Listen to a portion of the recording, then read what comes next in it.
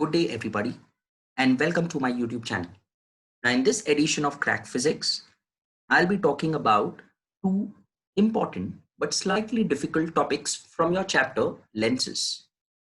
Now, students, as you're aware, lenses are of two types, convex lenses, concave lenses. And today, the two topics that I'll be discussing with you all are the applications of convex lenses. And the first application is an optical instrument called a compound microscope.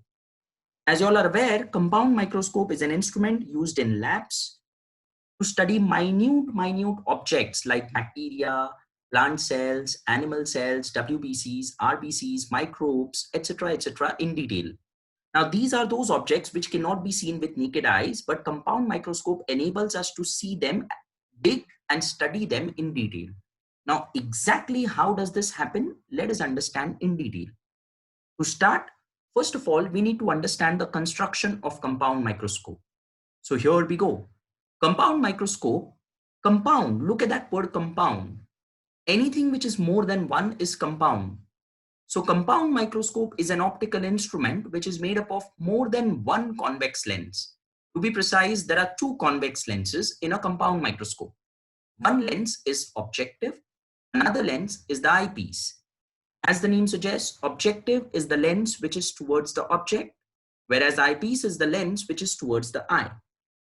And as you can see in the picture, objective has a smaller focal length and smaller cross section, whereas eyepiece has a larger focal length and it has a larger cross section.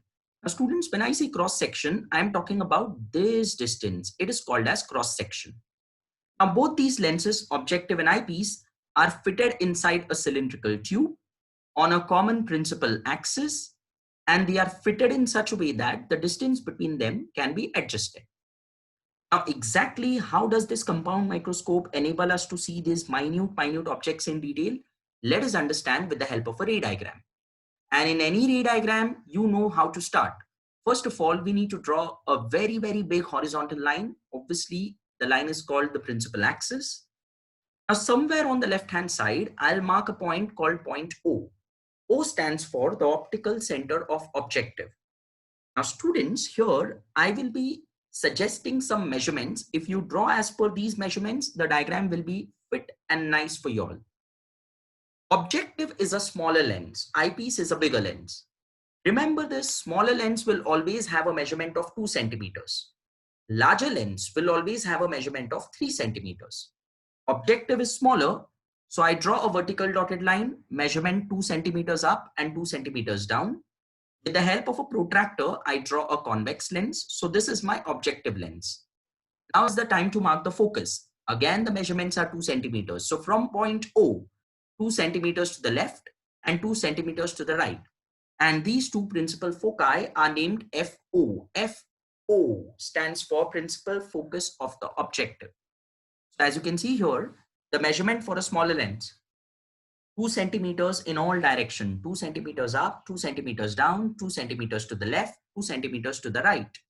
Now, more importantly, where do we place the object?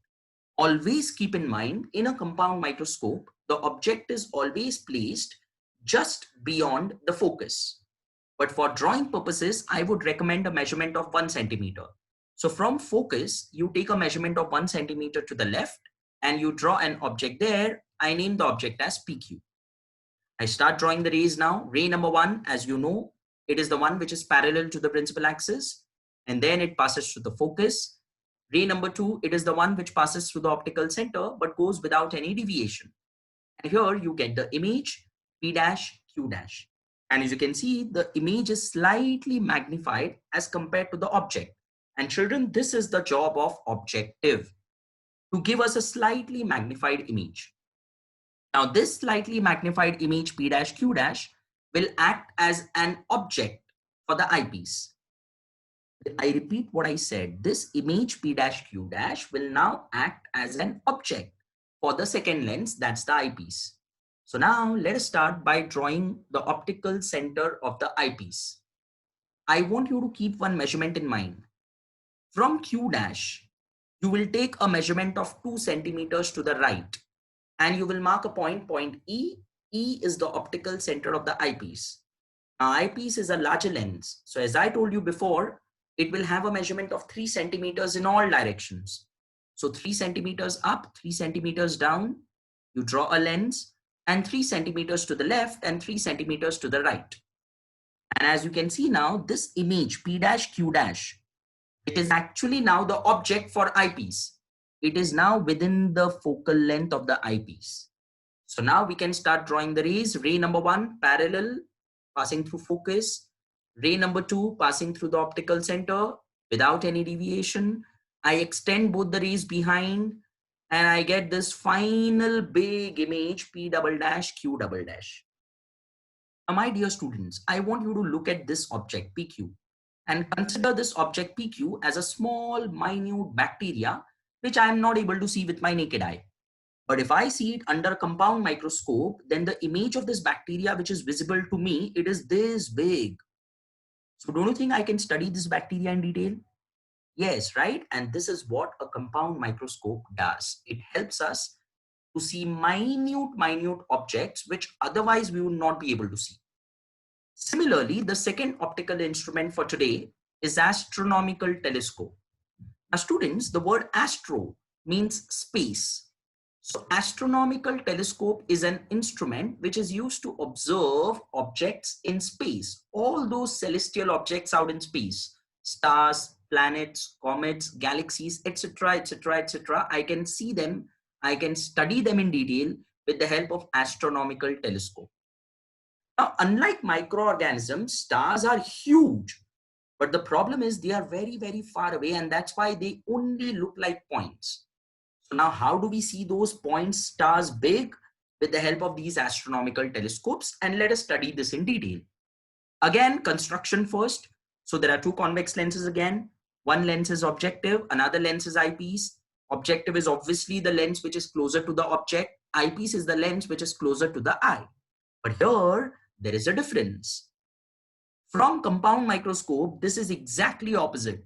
Objective has a larger focal length and larger cross section, whereas eyepiece has a smaller focal length and smaller cross section. Again, both the lenses are fitted in a cylindrical tube on a common principal axis, again in such a way that the distance between them can be adjusted. Now again, how to see that minute star big? So to understand this, again, I draw a principal axis. Again, I mark a point somewhere on the left-hand side, point O. O is the optical center of the objective. Here in a telescope, objective is a bigger lens. So the measurements are going to be 3 centimeters. So 3 centimeters up, 3 centimeters down, and I draw the lens. And from O, 3 centimeters to the left, 3 centimeters to the right, I mark 2 reference points. Now the light which is coming from that star, it is coming from very, very, very far distance. Or I can say it is coming from infinity. And that's why the rays of light come parallel. They are coming parallel in such a way that the middle ray is passing through the optical center. And because the ray passes through the optical center, it goes straight without any refraction. The ray which is at the top, it will pass through that point on the right hand side. And the ray which is down, we only have to extend that ray and let it join the point of intersection. I get the image P dash Q dash. Now again, this image will act like an object for the second lens. So just like we did in compound microscope, even here from Q dash, 2 centimeters to the right side is point E. E stands for the optical center of the eyepiece. Eyepiece is a smaller lens, so measurements are going to be 2 centimeters in all directions. So 2 centimeters up, 2 centimeters down. You draw a lens, 2 centimeters to the left and 2 centimeters to the right. You get the foci.